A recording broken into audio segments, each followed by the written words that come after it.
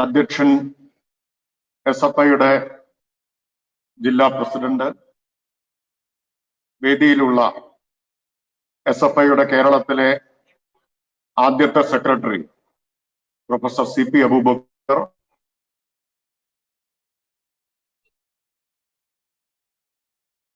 രക്തസാക്ഷി ജോബി ആൻഡ്രൂസിന്റെ അച്ഛൻ ശ്രീ ആൻഡ്രൂസ് ഏട്ടൻ, അമ്മ മേരി ആൻറ്റി, SFIയുടെ മുൻ നേതാക്കൾ പ്രദീപ് കുമാർ, പുത്തലത്ത് ദിനേശൻ, അഡ്വക്കേറ്റ് KP സുമതി, പഴയകാല ജില്ലാ ഭാരവാഹികൾ, പ്രിയപ്പെട്ട സഖാക്കളെ, SFIയുടെ 50ാം വാർഷികാഘോഷങ്ങളുടെ ഭാഗമായി സംഘടിപ്പിച്ച കോഴിക്കോട്ടെ ഈ ഒത്തുചേരൽ വളരെ ആവേശകരമായ ഒത്തുചേരൽ ഉദ്ഘാടനം ചെയ്യുന്നതായി സന്തോഷത്തോടു കൂടി അറിയിക്കുകയാണ്. ഈ കോഴിക്കോട് നഗരം ഒരു SFI നഗരമാണ് എന്നാണ് എനിക്ക് SFIയിലുള്ള കാലത്തും പിന്നീടുമെല്ലാം തോന്നിയിട്ടുള്ളത്. കോഴിക്കോട്ട് SFI എന്ന് പറഞ്ഞാൽ കേരളത്തിലാകെ SFIക്ക് തീക്ഷണമായ നേതൃത്വം കൊടുത്ത ഒരു മൂവ്മെന്റ് ആയിരുന്നു കോഴിക്കോട്ടെ. ഞങ്ങളെല്ലാം SFIയിൽ പ്രവർത്തിച്ച കാലത്തും അതിനു മുമ്പും അതിനുശേഷവും എല്ലാം അങ്ങനെയാണ്. കേരളത്തിൽ നടന്ന ഉജ്ജ്വലമായ വിദ്യാർത്ഥി പ്രക്ഷോഭങ്ങളുടെ എല്ലാം നിർണായകമായ വഴിത്തിരിവായ സമരമുഖങ്ങൾ കോഴിക്കോട്ടേതായിരുന്നു. SFIയിൽ പ്രവർത്തിച്ച കാലത്ത് വൈകാരികമായി ഏറ്റവും അടുപ്പമുണ്ടായിരുന്ന ഒരു നഗരവും കോഴിക്കോടാണ്. അപ്പൊ അങ്ങനെയെല്ലാമുള്ള ഒരുപാട് സവിശേഷതകൾ കോഴിക്കോടിനുണ്ട്. കോഴിക്കോട്ടെ ഈ പഴയകാല SFI പ്രവർത്തകരുടെയും പുതിയകാല SFI പ്രവർത്തകരുടെയും സംഗമത്തിനുമുണ്ട്. ഏറെക്കുറെ എല്ലാവരും ഇന്ന് സമയം കണ്ടെത്തി ഇവിടെ എത്തിയിരിക്കുന്നതും അതുകൊണ്ടാണ്. വളരെ ദീർഘമായ ഉദ്ഘാടന പ്രസംഗമൊന്നും ഞാൻ നടത്തുന്നില്ല. ഒരുപാട് ആളുകൾ ഇവിടെ പ്രസംഗിക്കാനുണ്ട്. ഇവിടെ അരനൂറ്റാണ്ട് കാലം പല കാലയളവിലായി രക്തനക്ഷത്രാങ്കിതമായ ശുഭ്രപതാകയ്ക്ക് കീഴിൽ അണിനിരന്നവർ, പല പ്രായത്തിലുള്ള ആളുകൾ ഈ നടുമുറ്റത്തുനിന്ന് ഒരുമിച്ചിരിക്കുകയാണ്. നമ്മളെല്ലാവരും പല കാലങ്ങളിൽ SFIയിൽ പ്രവർത്തിച്ചവരാണ്, പല പ്രദേശങ്ങളിൽ നിന്ന് വന്നവരാണ്, വളരെ വ്യത്യസ്തമായ സാഹചര്യങ്ങളിൽ നിന്ന് വന്നവരാണ്. പക്ഷെ നമ്മളെല്ലാം ഒരുമിപ്പിച്ചത്, ഇപ്പോഴും ഇവിടെ എത്തിച്ചത് SFI എന്ന വിദ്യാർത്ഥി പ്രസ്ഥാനമാണ്. എനിക്ക് ഓർമ്മ വരുന്നത് പാബ്ലോ നെരൂദയുടെ പ്രസിദ്ധമായിട്ടുള്ള കവിതയാണ്. എന്റെ രാഷ്ട്രീയ കക്ഷിക്ക് എന്ന കവിതയിൽ പാബ്ലോ നെരൂദ എഴുതി, അജ്ഞാതരായ മനുഷ്യരുമായി നീ എനിക്ക് സാഹോദര്യം നൽകി എന്ന്. SFI രാഷ്ട്രീയ കക്ഷിയല്ല, ഏതെങ്കിലും രാഷ്ട്രീയ കക്ഷിയുടെ പോഷക സംഘടനയുമല്ല. പോഷക സംഘടന എന്ന കാഴ്ചപ്പാടിനെ തന്നെ അംഗീകരിക്കുന്ന വിദ്യാർത്ഥി പ്രസ്ഥാനമല്ല SFI. പക്ഷെ SFI അജ്ഞാതരായ അനേകം മനുഷ്യരുമായി നമുക്ക് എല്ലാവർക്കും സാഹോദര്യം നൽകിയിട്ടുണ്ട്. നിങ്ങൾക്ക് എല്ലാവർക്കും വ്യക്തിപരമായ അത്തരം ഒരുപാട് അനുഭവങ്ങളും ഓർമ്മകളുമെല്ലാം ഉണ്ടാവും. നമ്മുടെയൊക്കെ ജീവിതത്തിന്റെ തന്നെ ഗതിയെ തിരിച്ചുവിട്ട പ്രസ്ഥാനമാണ് SFI. എന്നെ സംബന്ധിച്ച് വ്യക്തിപരമായിട്ട് പറഞ്ഞാൽ SFI ആണ് എൻ്റെ ജീവിതത്തിന്റെ തന്നെ ഗതി വഴിതിരിച്ചു വിട്ടത്. SFIയിൽ സ്കൂളിൽ പഠിക്കുമ്പോൾ ചേർന്നില്ലായിരുന്നുവെങ്കിൽ മറ്റു പലതുമാകുമായിരുന്നു. അതെനിക്ക് മാത്രമല്ല, ഇവിടെ ഇരിക്കുന്ന എല്ലാവർക്കും ബാധകമാണ് എന്നാണ് ഞാൻ വിചാരിക്കുന്നത്. SFI കേരളത്തിലെ ക്യാമ്പസുകൾക്ക് ലോകമെമ്പാടും നീതിക്ക് വേണ്ടി, സ്വാതന്ത്ര്യത്തിനു വേണ്ടി, അനീതിക്കെതിരായി പൊരുതുന്ന മനുഷ്യരുമായും ഒരു സാഹോദര്യം നൽകുകയുണ്ടായി. ഒരിക്കലും കണ്ടിട്ടില്ലാത്ത നീതിക്കും വിമോചനത്തിനും വേണ്ടി പൊരുതുന്ന മനുഷ്യരുമായിട്ട് നമുക്കെല്ലാം സാഹോദര്യം നൽകിയ പ്രസ്ഥാനം കൂടിയാണ് SFI. ഞാൻ ഓർമ്മിക്കുകയാണ്, ഒറ്റപ്പാലം NSS കോളേജിൽ പ്രീ ഡിഗ്രിക്ക് ചേർന്ന ആദ്യത്തെ ദിവസം. അതിനു മുമ്പ് തന്നെ ഞാൻ SFI ആണ്. സ്കൂളിൽ പഠിക്കുമ്പോൾ SFI ആയി. അന്ന് സഖാവ് മത്തായി ചാക്കോ SFIയുടെ സംസ്ഥാന സെക്രട്ടറിയാണ്. അക്കാലത്താണ് സ്വകാര്യ പോളിടെക്നിക്കുകൾ അനുവദിച്ചതിനെതിരായിട്ടുള്ള ഐതിഹാസികമായ സമരം നടക്കുന്നത്. ആ സമരമാണ് വളരെ പഞ്ചപാവമായിരുന്ന എന്നെ ഒരു ഉറച്ച SFI കാഡറാക്കി മാറ്റിയത്. കോളേജിൽ പ്രീ ഡിഗ്രിക്ക് ചെല്ലുമ്പോൾ അന്നത്തെ SFIക്കാരുടെ ഒരു ബ്രാൻഡ് എന്ന് വിശേഷിപ്പിക്കാവുന്ന തോൾസഞ്ചിയും ഒക്കെ ആയിട്ടാണ് ഞാൻ ചെല്ലുന്നത്. അപ്പൊ തന്നെ അവിടെയുള്ള SFI നേതൃത്വത്തിന് വിവരം കിട്ടിയിട്ടുണ്ട്, തളവറ സ്കൂളിൽ നിന്ന് ഒരൊറ്റ SFIക്കാരൻ ഇങ്ങോട്ട് വരുന്നുണ്ട് എന്ന്. അവരാണ് വരവേൽക്കുന്നത്. ഇന്നത്തെ സ്പീക്കർ സഖാവ് ശ്രീരാമകൃഷ്ണൻ അവിടുത്തെ SFI നേതാവാണ്. അവരുടെ എല്ലാം കയ്യിലേക്കാണ് ചെന്ന് പെടുന്നത്. കോളേജിൽ ചേർന്ന ആദ്യത്തെ ദിവസം അവിടെ നടന്ന പ്രകടനം നെൽസൺ മണ്ടേലയെ മോചിപ്പിക്കണം എന്നാവശ്യപ്പെട്ടുകൊണ്ടുള്ള പ്രകടനമായി. 10,000-കണക്കിന് കിലോമീറ്ററുകൾക്കൊക്കെ അപ്പുറത്ത് സ്വാതന്ത്ര്യത്തിന് വേണ്ടി ഉള്ള പോരാട്ടത്തിൽ പങ്കെടുത്ത് കൽത്തുറുങ്കിലടക്കപ്പെട്ട കറുത്തവരുടെ നേതാവ് മണ്ടേലയ്ക്ക് വേണ്ടി നൂറുകണക്കിന് കുട്ടികളെ SFI അണിനിരത്തിയിരിക്കുകയാണ്.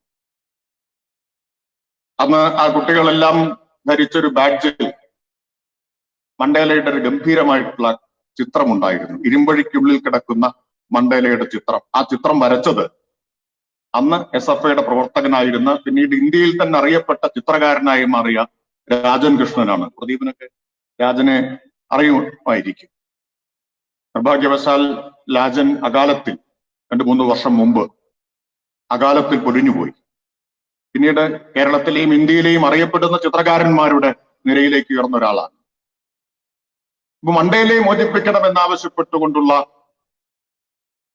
ഒരു പ്രകടനം നടക്കുന്നു. മണ്ടേലയെ മോചിപ്പിക്കേണ്ടതിന്റെ പ്രാധാന്യം എന്താണ് എന്ന് ഓരോ ക്ലാസ് മുറിയിലും കയറി SFIയുടെ നേതാക്കൾ പ്രസംഗിക്കുന്നു, വിശദീകരിക്കുന്നു. കോളേജിൽ ഞാൻ ആദ്യം പങ്കെടുക്കുന്ന പരിപാടി അതാണ്. അപ്പോ മറ്റൊരു വൻകരയിൽ സ്വാതന്ത്ര്യത്തിന് വേണ്ടി, നീതിക്ക് വേണ്ടി പൊരുതുന്ന മനുഷ്യരുമായിട്ട് കേരളത്തിലെ ക്യാമ്പസുകളെ, ഇന്ത്യയിലെ ക്യാമ്പസുകളെ ഐക്യപ്പെടുത്തിയ പ്രസ്ഥാനമാണ് SFI. അതുപോലെ ഞാൻ ഓർമ്മിക്കുന്ന ഒരു കാര്യം, ഒരിക്കൽ ONV പറയുകയുണ്ടായി. 1974 സെപ്റ്റംബറിൽ ചിലിയിലെ സോഷ്യലിസ്റ്റ് നേതാവ് അലിൻഡയെ അമേരിക്കൻ ചാരസംഘടനയായ CIA വധിച്ചപ്പോൾ കേരളത്തിൽ ആദ്യത്തെ പ്രതിഷേധ പ്രകടനം നടത്തിയത് കൊല്ലം SN കോളേജിൽ SFI പ്രവർത്തകരായിരുന്നു എന്ന്. ONV അത് പറഞ്ഞത്, ഒരു വ്യക്തിപരമായ ഒരു സംഭാഷണത്തിൽ പറഞ്ഞത് എന്റെ മനസ്സിൽ ഇങ്ങനെ ഇപ്പോഴും നിൽക്കുന്ന ഒരു കാര്യമാണ്. ONV പറഞ്ഞു, ആകാശവാണിയിലൂടെ വാർത്ത കേട്ടയുടൻ ഒരു തീരുമാനത്തിനും ആഹ്വാനത്തിനും കാത്തു നിൽക്കാതെ കൊടിയുമെടുത്തുകൊണ്ട് 1000-ലേറെ ആൺകുട്ടികളും പെൺകുട്ടികളും കോളേജിൽ നിന്നൊരു കൊടുങ്കാറ്റ് പോലെ പുറത്തേക്ക് ഇറങ്ങി കൊല്ലം നഗരത്തിൽ ആദ്യത്തെ പ്രതിഷേധ പ്രകടനം നടത്തി എന്നാണ്. 1975 അടിയന്തരാവസ്ഥ പ്രഖ്യാപിച്ചപ്പോ ജൂൺ 25 അടിയന്തരാവസ്ഥ പ്രഖ്യാപിച്ചു. ജൂലൈ 2 കേരളത്തിൽ ആദ്യത്തെ പ്രതിഷേധം അടിയന്തരാവസ്ഥക്കെതിരായി നടത്തിയതും തിരുവനന്തപുരത്ത് യൂണിവേഴ്സിറ്റി കോളേജിൽ നിന്ന് സെക്രട്ടേറിയറ്റിലേക്ക് അടിയന്തരാവസ്ഥക്കെതിരെ ആദ്യത്തെ പ്രതിഷേധം നടത്തിയതും SFIയുടെ പ്രവർത്തകരായിരുന്നു എന്ന് ഓർമ്മിക്കണം. അതിലാണ് സഖാവ് ബേബിയും അതുപോലെ G സുധാകരനും M വിജയകുമാറും എല്ലാം അറസ്റ്റ് ചെയ്യപ്പെട്ടതും ക്രൂരമായ മർദ്ദനത്തിന് വിധേയരായി തീർന്നതുമെല്ലാം. അങ്ങനെ എല്ലാ അനീതികൾക്കുമെതിരെ ഒരു ആഹ്വാനത്തിനും കാത്തു നിൽക്കാതെ തന്നെ സ്വാഭാവികമായി പ്രതികരിക്കാൻ നമ്മുടെ വിദ്യാർത്ഥി സമൂഹത്തെ പ്രാപ്തമാക്കിയ, അതിന്റെ രാഷ്ട്രീയ ബോധത്തിന് മൂർച്ച നൽകിയ പ്രസ്ഥാനം കൂടിയാണ് SFI. ആ SFI അതിവേഗത്തിലാണ് കേരളത്തിലെ ഒപ്പം ഇന്ത്യയിലെയും ഏറ്റവും പ്രധാനപ്പെട്ട വിദ്യാർത്ഥി പ്രസ്ഥാനമായിട്ട് മാറിയത്. ഞാനൊക്കെ SFIയുടെ ഭാഗമാകുന്നത് 80കളുടെ മധ്യത്തിലാണ്, സ്കൂളിൽ പഠിക്കുമ്പോൾ. അന്ന് SFIയിൽ പിന്നീടും ഒക്കെ പ്രവർത്തിച്ച കോഴിക്കോട്ടേക്ക് സഹപ്രവർത്തകരായിരുന്ന ഒരുപാട് പേരെ ഇവിടെ കാണാനുണ്ട്. വേദിയിൽ സഖാവ് പ്രദീപും ദിനേശനും ഒക്കെ ഉണ്ട്. പ്രദീപ് SFIയുടെ സംസ്ഥാന സെക്രട്ടറി ആവുമ്പോൾ ഞാൻ പാലക്കാട്ട് ജില്ലാ പ്രസിഡന്റാണ്. ഞാനും ദിനേശനും പാലക്കാട്ടും കോഴിക്കോട്ടും ജില്ലാ ഭാരവാഹികളും പിന്നീട് ഒരുമിച്ച് സംസ്ഥാന പ്രസിഡന്റും സെക്രട്ടറിയുമായി പ്രവർത്തിച്ചതാണ്. ദിനേശൻ അന്നത്തെ ദിനേശനല്ല, നല്ല മാറ്റിപ്പ് ദിനേശന് വന്നിട്ടുണ്ട്.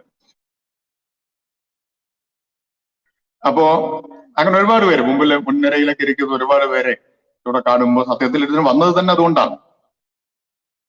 കേരളത്തിൽ SFIയുടെ ഏറ്റവും പ്രിയപ്പെട്ട നഗരമായിട്ടുള്ള കോഴിക്കോട്ടെ പഴയ SFI പ്രവർത്തകരെ, ഒരുമിച്ച് പ്രവർത്തിച്ച സഖാക്കളെ എല്ലാം കാണാം എന്ന സന്തോഷത്തോടു കൂടിയാണ് വന്നത്. ഞാൻ വിളിച്ചപ്പോ തന്നെ പറഞ്ഞു, ഒരു വലിയ പ്രസംഗമൊക്കെ നടത്താൻ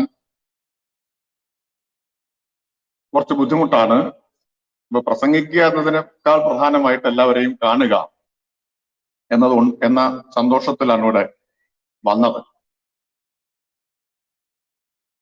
70കൾ അടിയന്തരാവസ്ഥ കഴിഞ്ഞപ്പോഴേക്കും SFI വലിയ പ്രസ്ഥാനമായിട്ട് മാറി. ഞാൻ ആ ചരിത്രമൊന്നും പറയുന്നില്ല. പ്രൊഫസർ CP അബൂബക്കറിനെ പോലുള്ള ആളുകൾ ആ കാലത്തെക്കുറിച്ച് പറയാൻ എന്നെക്കാൾ ആധികാരികമായിട്ട് പറയാൻ അർഹരായിട്ടുള്ള ആളുകളാണ്. അവരെല്ലാം പറയും. സഖാവ് ജയരാജനെ പോലുള്ള ഇവിടുത്തെ ആദ്യത്തെ SFI നേതാക്കൾ എല്ലാം ഇവിടെ വേദിയിലുണ്ട്. 80കളായപ്പോഴേക്കും SFI കൂടുതൽ കരുത്തോടുകൂടി മുന്നോട്ട് പോയി. 90കളായപ്പോഴേക്കും സ്ഥിതിഗതികളിൽ മാറ്റം വന്നു. അലിൻഡയുടെ വധത്തിനെതിരായ പ്രതിഷേധം ഒരാഹ്വാനവുമില്ലാതെ നടത്താവുന്ന നിലയിലേക്ക് കേരളത്തിലെ ക്യാമ്പസുകളെ SFI മാറ്റിയെടുത്തു എന്ന് ഞാൻ നേരത്തെ പറഞ്ഞു. ONV പറഞ്ഞ കാര്യം. അന്നൊക്കെ ഞങ്ങളൊക്കെ കോളേജ് പഠിക്കുന്ന കാലത്ത് KSUവിന്റെ പ്രധാനപ്പെട്ട ആക്ഷേപം SFIയെ കുറിച്ച്, ഇവർ മനുഷ്യന് മനസ്സിലാവാത്ത കാര്യങ്ങൾ പറയുന്നവരാണ്, ലോകത്തെല്ലാ കാര്യങ്ങളെക്കുറിച്ചും പറയുന്നവരാണ്, കരിച്ചാൽ പൊട്ടാത്ത കാര്യങ്ങളൊക്കെയാണ് പറയുക എന്നതായിരുന്നു KSUവിന്റെ ഒരു പ്രധാന ആക്ഷേപം. ലോക കാര്യങ്ങളാണ് ഇവർ അധികവും പറയുക. അതൊരു അയോഗ്യതയായിട്ടാണെന്ന് KSU കണ്ടിരുന്നത്. പുസ്തകം വായിക്കുന്നവർ SFI ആണ്. ക്യാമ്പസിലെ എല്ലാ മേഖലകളിലെയും ഏറ്റവും മിടുക്കരായിട്ടുള്ള ആളുകൾ SFIയുടെ പ്രവർത്തകരാണ്. ഏത് കാര്യത്തെക്കുറിച്ചും ആധികാരികമായിട്ട് പറയാൻ കഴിയുന്നവരാണ് SFIയുടെ പ്രവർത്തകർ. അതുകൊണ്ട് KSUക്കാരൊക്കെ ആക്ഷേപമായിട്ട് പറഞ്ഞിരുന്നു, ഇവരിങ്ങനെ വലിയ വലിയ കാര്യങ്ങളെ കുറിച്ച് മാത്രം പറയുന്നവരാണ്. എന്നാൽ 90കളിലാണ് ലോകത്തൊരു വലിയ മാറ്റം ഉണ്ടായത്. സോവിയറ്റ് യൂണിയന്റെ തകർച്ചയുണ്ടായി. സോഷ്യലിസ്റ്റ് കിഴക്കൻ ജർമ്മനിയെയും മുതലാളിത്ത പടിഞ്ഞാറൻ ജർമ്മനിയെയും വേർതിരിച്ചിരുന്ന ബെർലിൻ മതിൽ തകർക്കപ്പെട്ടു. ബെർലിൻ മതിലിന്റെ തകർച്ച ലോകമാകെ മുതലാളിത്തത്തിന്റെ അന്തിമ വിജയമായി ആഘോഷിക്കപ്പെട്ടു. മുതലാളിത്തത്തിന്റെ പറുദീസയിലേക്കുള്ള പ്രവേശനത്തിന്റെ തടസ്സം നീങ്ങിയിരിക്കുന്നു. ബെർലിൻ മതിൽ പൊടിച്ചടുക്കിയിരിക്കുന്നു. ചരിത്രം അവസാനിച്ചിരിക്കുന്നു എന്നാണ് അന്ന് പ്രഖ്യാപിച്ചത്. ഫ്രാൻസിസ് ഫുക്കുയാമയുടെ പുസ്തകം തന്നെ വന്നു, end of history, end of ideology. ചരിത്രത്തിന്റെയും പ്രത്യയശാസ്ത്രത്തിന്റെയും യുഗം അവസാനിച്ചിരിക്കുന്നു. മുതലാളിത്തമാണ് ചരിത്രത്തിന്റെ അന്തിമഘട്ടം. സമത്വാധിഷ്ഠിതമായ ഒരു സാമൂഹിക വ്യവസ്ഥിതി എന്നത് ഒരു പാഴ്ക്കിനാവ് മാത്രമാണ്. SFIയുടെ കൊടിയിലാണെങ്കിൽ 3 മുദ്രാവാക്യമാണ്: സ്വാതന്ത്ര്യം, ജനാധിപത്യം, സോഷ്യലിസം. അന്ന് വരെ ലോകകാര്യങ്ങളെക്കുറിച്ച് മാത്രം പറയുന്നവർ എന്ന SFIയെ ആക്ഷേപിച്ചിരുന്ന KSU ആദ്യമായി ലോകകാര്യം പറഞ്ഞു. KSUവിന്റെ പ്രവർത്തകർ ചോദിച്ചു, ഇനി നിങ്ങളുടെ കൊടിയിൽ സോഷ്യലിസത്തിന് എന്തർത്ഥമാണുള്ളത്? ആ കൊടി ഉപേക്ഷിക്കാൻ സമയമായില്ലേ? ആ മുദ്രാവാക്യം വലിച്ചെറിയാനുള്ള നേരമായില്ലേ എന്നാണ് ചോദിച്ചത്. ഞാൻ പഠിച്ചിരുന്ന കോളേജിന്റെ ചുമരുകളിലാകെ പ്രത്യക്ഷപ്പെട്ടൊരു പോസ്റ്റർ ഇപ്പോഴും എന്റെ ഓർമ്മയിലുണ്ട്. കേരളത്തിലാകെ KSU ഇറക്കിയ ഒരു പോസ്റ്ററാണ്: നിർത്തു നിങ്ങളുടെ ഒതളങ്ങ വർത്തമാനം, ലോകം കീഴ്മയിൽ മറയുകയാണ് എന്നായിരുന്നു ആ പോസ്റ്റർ. കാരണം സോവിയറ്റ് യൂണിയൻ തകർന്നു, കിഴക്കൻ യൂറോപ്പിലെ സോഷ്യലിസ്റ്റ് ചേരിയാകെ ഇല്ലാതായി, സോഷ്യലിസം എന്ന സ്വപ്നത്തിന് ഇനി പ്രസക്തിയില്ലാതായിരിക്കുന്നു. അതുകൊണ്ട് നിങ്ങൾ അത്തരം വർത്തമാനങ്ങൾ നിർത്തു നിങ്ങളുടെ ഒതളഞ്ഞ വർത്തമാനം എന്നാണ് KSUക്കാർ SFIയെ നോക്കി ആക്രോശിച്ചത്. പക്ഷേ SFI ആ പതാക ഉയർത്തിപ്പിടിച്ചു. 90കളിൽ മറ്റൊരു മാറ്റം കൂടി ലോകത്തും ഇന്ത്യയിലും ഉണ്ടായി. അത് നവലിബറൽ ആഗോളവൽക്കരണ നയങ്ങളുടെ അക്രമാസക്തമായിട്ടുള്ള നടപ്പിലാക്കലാണ്. ഇന്ത്യയിൽ 91 മുതലാണ് നവലിബറൽ സാമ്പത്തിക നയങ്ങൾ, ഉദാരവൽക്കരണ നയങ്ങൾ നടപ്പാക്കി തുടങ്ങിയത്. ഇന്ന് തിരിഞ്ഞു നോക്കുമ്പോൾ അഭിമാനത്തോടെ SFIക്ക് പറയാനാവും, നവ ഉദാരവൽക്കരണ നയങ്ങൾക്കെതിരായി ഇന്ത്യയിൽ ആദ്യത്തെ ഏറ്റവും ഉജ്ജ്വലമായ ചെറുത്തുനിൽപ്പ് നടത്തിയത് ഈ കേരളത്തിൽ SFI ആയിരുന്നു എന്ന് അഭിമാനത്തോടു കൂടി പറയാൻ കഴിയും. അന്നാണ് കരുണാകരന്റെ ഗവൺമെന്റ് കേരളത്തിൽ സ്വാശ്രയ കോളേജുകൾ നടപ്പാക്കാൻ തീരുമാനിച്ചത്.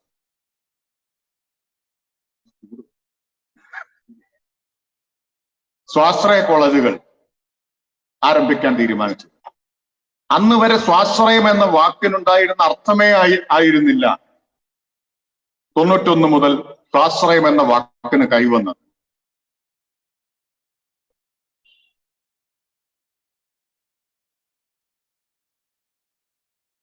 അതുവരെ സ്വാശ്രയം എന്ന് പറഞ്ഞാൽ മഹാത്മാഗാന്ധി പറഞ്ഞിട്ടുള്ള സ്വാശ്രയ സങ്കല്പം, സ്വന്തം കാലിൽ നിൽക്കുക. എന്നാൽ സ്വാശ്രയ കോളേജ് വന്നപ്പോ സ്വാശ്രയം എന്ന വാക്കിന്റെ തന്നെ അർത്ഥം മാറിപ്പോയി. അങ്ങനെയാണ്, ഒരു വാക്കിന് എല്ലാ കാലത്തും ഒരേ അർത്ഥാവില്ല ഉണ്ടാവുക. സാമൂഹിക രാഷ്ട്രീയ പരിതസ്ഥിതികൾക്കനുസരിച്ച് വാക്കുകളുടെ അർത്ഥം തന്നെ മാറിപ്പോകും. സച്ചിദാനന്ദൻ പറഞ്ഞിട്ടുണ്ട്, ഈ പണ്ട് 2 ജർമ്മനി ആയിരുന്നപ്പോ മതിലിന്റെ അപ്പുറവും ഇപ്പുറവും മുതലാളിത്ത പശ്ചിമ ജർമ്മനിയിലെ നിഘണ്ടുവിൽ മുതലാളിത്തം എന്ന വാക്കിനർത്ഥം വിപണി, സ്വതന്ത്ര വിപണി എന്നാണ്. തൊട്ടപ്പുറത്ത് സോഷ്യലിസ്റ്റ് ജർമ്മനിയിലെ നിഘണ്ടുവിൽ മുതലാളിത്തം എന്ന വാക്കിനർത്ഥം കൂലിയടിമത്തം എന്നാണ്. ഒരേ വാക്കിന് തന്നെ എല്ലാ കാലത്തും ഒരേ അർത്ഥാവില്ല. 90കളിൽ കേരളത്തിൽ സ്വാശ്രയം എന്ന വാക്കിന്റെ അർത്ഥം എന്താണ്? സ്വന്തം കയ്യിലെ കാശ് മുടക്കി പഠിക്കുക എന്നതാണ്. ഭരണകൂടം വിദ്യാഭ്യാസത്തിന്റെ ഉത്തരവാദിത്വത്തിൽ നിന്ന് പിന്മാറണമെന്ന ആഗോളവൽക്കരണ നയം നടപ്പാക്കുകയാണ് കേരളത്തിൽ കരുണാകരന്റെ ഗവൺമെന്റ് ചെയ്തത്. അങ്ങനെയാണ് ആദ്യമായി സ്വാശ്രയ കോളേജുകൾ എന്ന സങ്കല്പം വരുന്നത്. ഒപ്പം വിദ്യാഭ്യാസ മേഖലയിൽ നിന്നുള്ള സർക്കാർ പിന്മാറ്റത്തിന് തുടക്കം കുറിച്ചുകൊണ്ട് അൺഎക്കണോമിക് എന്ന പദവും നമ്മൾ കേട്ടു. ലാഭകരമല്ലാത്ത സ്കൂളുകൾ, വിദ്യാഭ്യാസത്തെ ലാഭനഷ്ടത്തിന്റെ അടിസ്ഥാനത്തിൽ നിർവചിച്ചതും അന്നാദ്യമായിട്ടാണ്.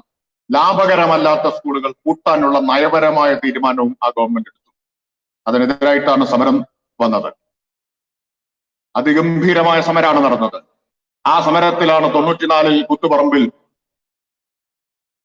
5 പേർ SFIയുടെയും DYFIയുടെയും പ്രവർത്തകർ 5 പേർ വെടിയേറ്റ് രക്തസാക്ഷികളായി മാറിയത്. അത് കേവലം വിദ്യാഭ്യാസ കച്ചവടവൽക്കരണത്തിനെതിരായ സമരം മാത്രമായിരുന്നില്ല. ഉദാരവൽക്കരണ നയം ഇന്ത്യയിൽ നടപ്പാക്കാൻ ആരംഭിച്ച സന്ദർഭത്തിൽ തന്നെ അതിനെ ചെറുത്ത, അതിനെതിരായ, ഉദാരവൽക്കരണത്തിനെതിരായ ഇന്ത്യയിലെ ആദ്യത്തെ ചെറുത്തുനിൽപ്പ് കേരളത്തിൽ SFI നടത്തിയ ചെറുത്തുനിൽപ്പാണ്. ഇന്ന് ആ ചെറുത്തുനിൽപ്പ് വളർന്നു വന്നിരിക്കുന്നു. ആ ചെറുത്തുനിൽപ്പിന്റെ ഉയർന്ന രൂപമാണ് നാം ഇന്ന് ഡൽഹിയിൽ കണ്ടുകൊണ്ടിരിക്കുന്നത്.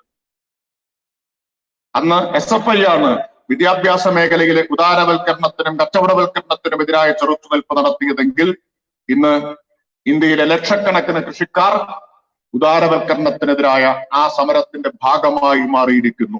3 പതിറ്റാണ്ട് പിന്നിടുമ്പോൾ കാർഷിക മേഖലയിലെ ഉദാരവൽക്കരണത്തിനെതിരായ, കോർപ്പറേറ്റ് മേധാവിത്വം സ്ഥാപിക്കാനുള്ള ശ്രമങ്ങൾക്കെതിരായ, കോർപ്പറേറ്റ് ചൂഷണത്തിനെതിരായ സമരമായിട്ടത് വികസിച്ചു വന്നിരിക്കുന്നു.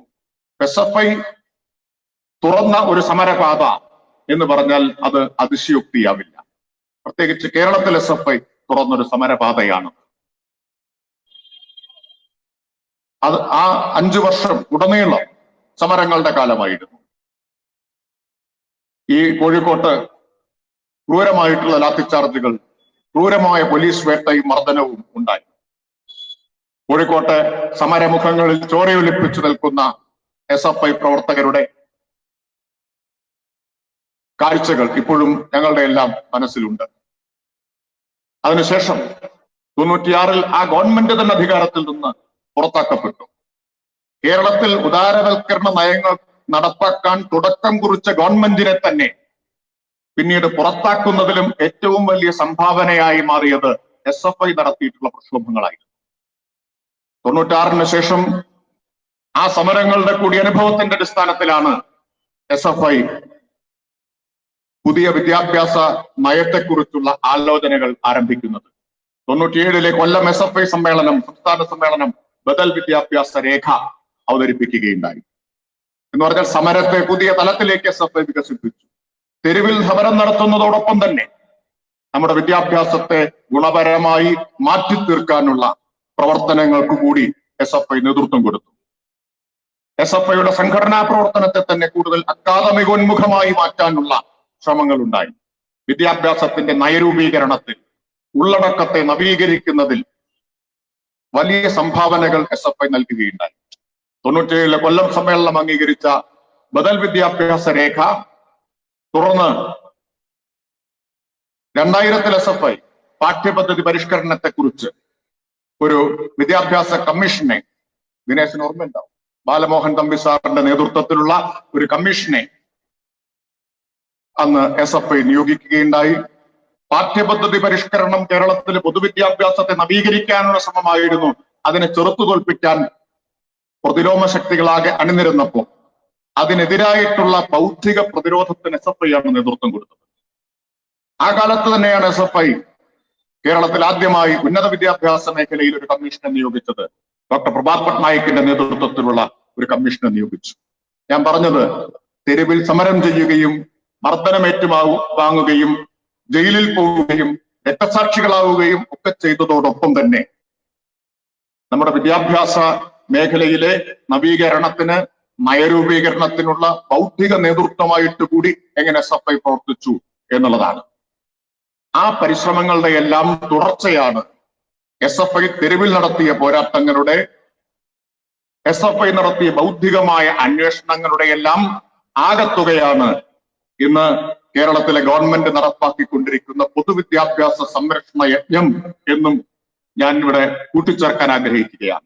അതിൽ നിന്ന് ഉയർന്നു വന്നതാണ് പൊതുവിദ്യാഭ്യാസത്തെ സംരക്ഷിക്കണമെങ്കിൽ പൊതുവിദ്യാഭ്യാസത്തിന്റെ ഉള്ളടക്കം നന്നാക്കണം, നിലവാരമുയർത്തണം, കൂടുതൽ കുട്ടികളെ ആകർഷിക്കാൻ കഴിയണം. അങ്ങനെ ഗുണപരമായി കൂടി പൊതുവിദ്യാഭ്യാസത്തെ മാറ്റിത്തീർത്തുകൊണ്ട് മാത്രമേ പൊതുവിദ്യാലയങ്ങളെ സംരക്ഷിക്കാൻ കഴിയൂ. അത് SFIയുടെ പോരാട്ടങ്ങളുടെ, ബൗദ്ധിക അന്വേഷണങ്ങളുടെ അതിലൂടെ എത്തിച്ചേർന്ന നിഗമനമാണ്. അത് സർക്കാരിന്റെ നയമായിട്ട് മാറുന്നതാണ് നാം ഇന്ന് കാണുന്നത്. 4 വർഷം കൊണ്ട് അത്ഭുതകരമായ മാറ്റം ഉണ്ടാക്കി. ആ മാറ്റത്തിന്റെ ഒരു പ്രതീകമായി മാറിയ പൊതുവിദ്യാലയത്തിന്റെ മുറ്റത്താണ് SFIയുടെ ഈ കൂടിച്ചേരൽ നടക്കുന്നത് എന്നതുകൂടി അഭിമാനകരമായിട്ടുള്ള കാര്യമാണ്. ആ സമരങ്ങൾക്കെല്ലാം കൊടുത്ത നേതൃത്വമാണ് SFIയുടെ മുൻ നേതാവായിരുന്ന പ്രദീപ് കുമാറിന് കാരപ്പറമ്പിലും നടക്കാവിലും ഒക്കെ ഇത്തരം മാതൃക സൃഷ്ടിക്കാൻ പ്രചോദനവും പ്രേരണയുമായി മാറിയിട്ടുള്ളത്. അതിനുള്ള കാഴ്ചപ്പാടുണ്ടാവുന്നത് അതിൽ നിന്നാണ്. അത് ഇന്ന് കേരളത്തിലെ പൊതുവിദ്യാഭ്യാസ മേഖലയിലാകെ കാണുന്നതാണ്. ആ മാറ്റം പൊതുവിദ്യാഭ്യാസ മേഖലയിലാകെ ദൃശ്യമാവുകയാണ്. 4 കൊല്ലം കൊണ്ട് 4.5 ലക്ഷം കുട്ടികൾ പൊതുവിദ്യാലയങ്ങളിൽ അധികമായിട്ട് എത്തുന്നത് അതിന്റെ ഫലമാണ്. അപ്പോൾ നിങ്ങൾ ഇത്രയും കാലം സമരം ചെയ്തിട്ട് എന്തുണ്ടായി എന്ന് ചോദിക്കുന്നവരോടുള്ള മറുപടി കൂടിയാണ് ഇതെല്ലാം. SFI നടത്തിയിട്ടുള്ള സമരങ്ങളുടെ നേട്ടം കേരളീയ സമൂഹം ഇന്ന് അനുഭവിക്കുകയാണ്. വിദ്യാർത്ഥി രാഷ്ട്രീയത്തിനെതിരായി SFI ശക്തിപ്പെട്ട കാലയളവിൽ തന്നെ പ്രചരണവും ശക്തിപ്പെട്ടിരുന്നു. വിദ്യാർത്ഥി രാഷ്ട്രീയമാണ് കേരളം നേരിടുന്ന ഏറ്റവും വലിയ വിപത്ത് എന്ന നിലയിൽ ആസൂത്രിതമായ അഭിപ്രായ രൂപീകരണ ശ്രമങ്ങൾ പുസ്തക മാധ്യമങ്ങളും എല്ലാം ചേർന്ന് നടത്തിയിരുന്നു. ആ ശ്രമങ്ങളെയെല്ലാം അതിജീവിച്ചുകൊണ്ടാണ് SFI കേരളത്തിലെ, ഇന്ത്യയിലെ ഏറ്റവും വലിയ വിദ്യാർത്ഥി പ്രസ്ഥാനമായി ഇന്ന് വളർന്നു വന്നിട്ടുള്ളത്. ഇപ്പോ അടുത്ത കാലത്ത് ചില സമരങ്ങൾ നടന്നല്ലോ, പ്രത്യേകിച്ച് കോവിഡ് കാലത്തൊക്കെ നടത്തിയ സമരങ്ങൾ. ആ സമരങ്ങളെ മഹത്വവൽക്കരിക്കാൻ ചില മാധ്യമങ്ങൾ ശ്രമിച്ചപ്പോ ഞാൻ ഓർത്തത്, സ്വാശ്രയ സമരകാലത്ത് കേരളത്തിൽ ഒരു പ്രമുഖ പത്രം എഴുതിയ എഡിറ്റോറിയലാണ്. ആ എഡിറ്റോറിയലിന്റെ തലക്കെട്ട് ഇങ്ങനെയായിരുന്നു, വേണ്ടത് ചൂരൽ കഷായം എന്നാണ്. എന്ന് പറഞ്ഞാൽ കുട്ടികളെ തല്ലി ഒതുക്കണം എന്ന് മുഖപ്രസംഗത്തിലൂടെ സർക്കാരിനോട് ആഹ്വാനം ചെയ്തു കേരളത്തിലെ പ്രധാനപ്പെട്ട പത്രം. ചൂരൽ കഷായമാണ് വേണ്ടത് എന്ന മുഖപ്രസംഗം എഴുതി. വിദ്യാർത്ഥി രാഷ്ട്രീയത്തിനെതിരെ നിരന്തര പ്രചരണം നടത്തി. എന്നാൽ ഇന്ന് ഈ മഹാമാരിയുടെ കാലത്ത് പോലും അങ്ങേയറ്റം സാമൂഹിക വിരുദ്ധമായിട്ടുള്ള സമരങ്ങൾ, ഇടപെടലുകൾ ഉണ്ടായപ്പോ അതിനെ മഹത്വവൽക്കരിക്കാനും ശ്രമിച്ചു. യഥാർത്ഥത്തിൽ SFIയുടെ വളർച്ചയുടെ ആകെ ചരിത്രം നോക്കിയാൽ, അരനൂറ്റാണ്ടിന്റെ ചരിത്രം നോക്കിയാൽ, ആദ്യകാലത്ത് SFI നേരിട്ടുള്ള കായികമായിട്ടുള്ള ആക്രമണങ്ങളാണ്. കടുത്ത കായികമായിട്ടുള്ള ആക്രമണങ്ങളെ ശാരീരികമായി ഉന്മൂലനം ചെയ്യാനുള്ള ശ്രമങ്ങളെ അതിജീവിച്ചുകൊണ്ടാണ് SFI വളർന്നത്. ജോബി ആൻഡ്രൂസിനെ പോലുള്ള ആളുകൾ ആ കായികമായിട്ടുള്ള ആക്രമണങ്ങളുടെ ഇരകളാണ്, അങ്ങനെ രക്തസാക്ഷികളായി മാറിയതാണ്. SFI ഇപ്പോൾ ഒരു വിദ്യാർത്ഥി പ്രസ്ഥാനത്തിന് ഇത്ര വലിയ വില കൊടുക്കേണ്ടി വന്നിട്ടില്ല.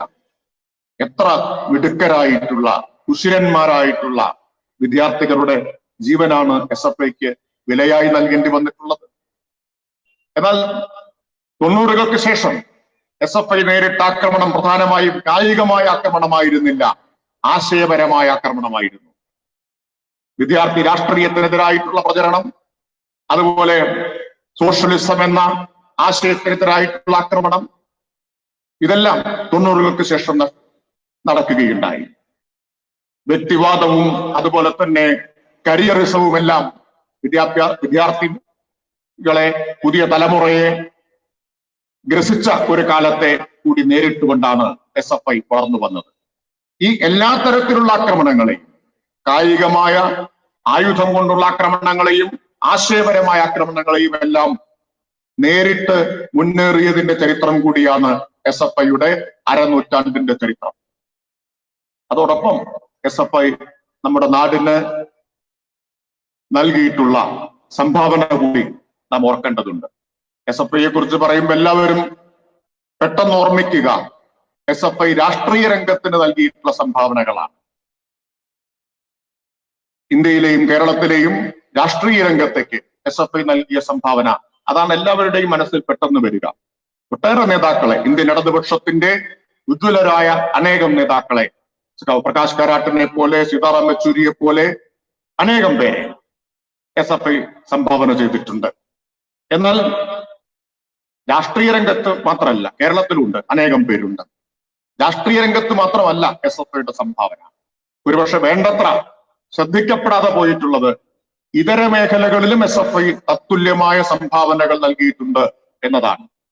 ശൈക്ഷണിക മേഖലയിൽ, കലാ സാംസ്കാരിക രംഗത്ത്, എഴുത്തുകാർ, ബുദ്ധിജീവികൾ, പത്രപ്രവർത്തകർ, ഇങ്ങനെ ജീവിതത്തിന്റെ എല്ലാ മേഖലയിലും, ബ്യൂറോക്രസിയിലേക്ക് ഒക്കെ വിലമതിക്കാനാവാത്ത സംഭാവനയാണ് SFI നൽകിയിട്ടുള്ളത്.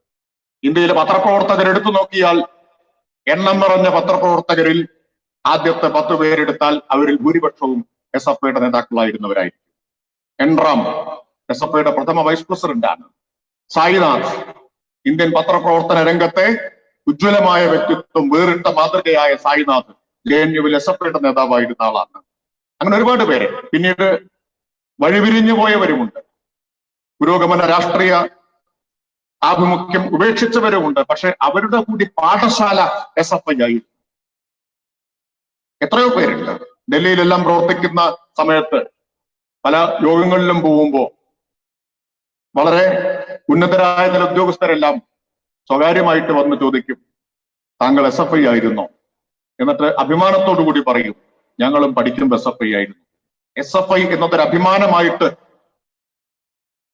ജീവിതത്തിന്റെ ഏത് മേഖലയിലെത്തിയാലും ഉള്ളിൽ കൊണ്ടു നടക്കുന്ന അനേകം പേർ നമ്മുടെ രാജ്യത്ത് ഇപ്പോഴുമുണ്ട്. കേരളത്തിൽ മാത്രമല്ല, ഇന്ത്യയിൽ പുരോഗമന രാഷ്ട്രീയത്തിന് സ്വാധീനം കുറഞ്ഞ സംസ്ഥാനങ്ങളിൽ പോലും SFI ഒരു നിർണായക ശക്തിയായി വളരുകയുണ്ടായി.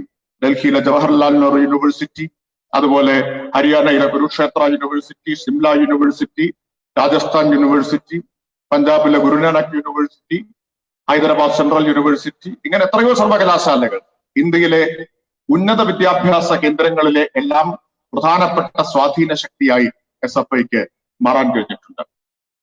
എല്ലാ തരത്തിലുള്ള വിഘടനവാദത്തിനും തീവ്രവാദത്തിനും എതിരായി ഉറച്ച നിലപാടെടുത്ത് പൊരുത്തിയ പ്രസ്ഥാനം കൂടിയാണ് SFI. രാജ്യമാകെ നൂറുകണക്കിന് SFI പ്രവർത്തകർക്ക് അതിന്റെ പേരിൽ ജീവൻ ബലിയർപ്പിക്കേണ്ടി വന്നിട്ടുണ്ട്. 80കളിൽ ഖലിസ്ഥാൻ തീവ്രവാദം പഞ്ചാബിനെ പിടിച്ചുലച്ച സമയത്ത് ആ തീവ്രവാദത്തിനെതിരായി ക്യാമ്പസുകളെ അണിനിരത്താൻ ഏറ്റവും പ്രധാനപ്പെട്ട പങ്ക് വഹിച്ചത് SFI ആണ്. അനേകം SFI പ്രവർത്തകർ രക്തസാക്ഷികളായി, ദീപക് ധവാനെ പോലുള്ള ആളുകൾ. ആസാമിൽ അഖില ആസാം സ്റ്റുഡൻസ് യൂണിയൻ വിഘടനവാദ മുദ്രാവാക്യവുമായിട്ട് വന്ന സമയത്ത് അതിനെതിരായ ചെറുത്തുനിൽപ്പും SFI ആണ് നടത്തിയത്.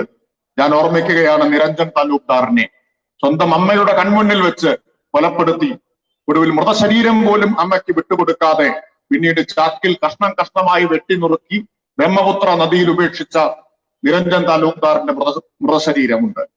അന്ന് ഇന്ത്യയിലാകെ SFI പ്രവർത്തകർ ഉയർത്തിയ മുദ്രാവാക്യം, നിങ്ങൾക്ക് ഞങ്ങളുടെ ശരീരത്തെ വെട്ടിമുറിക്കാനാവും, പക്ഷെ ഇന്ത്യയെ ഒരിക്കലും വെട്ടിമുറിക്കാൻ ഞങ്ങൾ അനുവദിക്കില്ല എന്ന മുദ്രാവാക്യമാണ് SFI ഉയർത്തിയത്.